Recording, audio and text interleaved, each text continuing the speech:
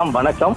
நேற்றைய முன்தினம் முதலமைச்சர் சமூக நீதி விடுதியில ஆய்வு மேற்கொண்டிருந்தார். இந்த நிலையில நேற்றைய தினமே சமூக நீதித்துறையினுடைய அதிகாரிகள் பல்வேறு உத்தரவுகளை பிறப்பித்திருந்தனர். இந்த நிலையில் இன்று பல்வேறு மாற்றங்கள் நடைபெற்று வருவதை நம்மால் பார்க்க முடிகிறது. அதாவது உள் விளையாட்டு அரங்கம் தொடர்பாகவும், கொசு தொல்லை தொடர்பாகவும், உணவு தொடர்பாகவும் பல்வேறு குற்றச்சாட்டுகளை முதலமைச்சரிடம் மாணவர்கள் முன்வைத்திருந்தனர். இந்த நிலையில் அந்த குற்றச்சாட்டுகள் தொடர்பாக அதிகாரிகள் முதலமைச்சர் முன்பாகவே குறிப்பெடுத்து வைத்திருந்த பட்டியல் தற்பொழுது ஒவ்வொன்றாக நிறைவேற்றப்பட்டு வருகிறது.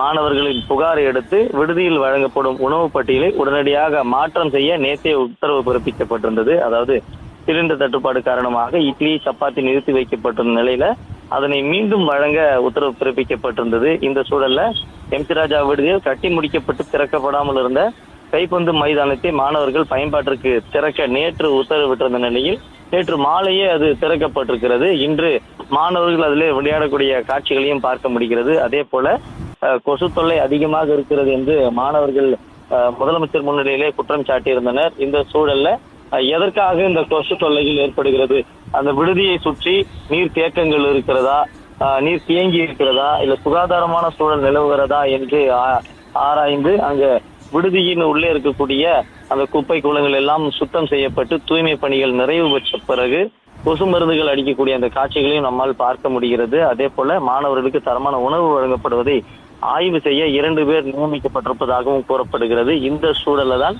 தற்பொழுது அந்த பணிகளும் நடைபெற்று வருவதாக கூறப்படுகிறது. ஷியாம்.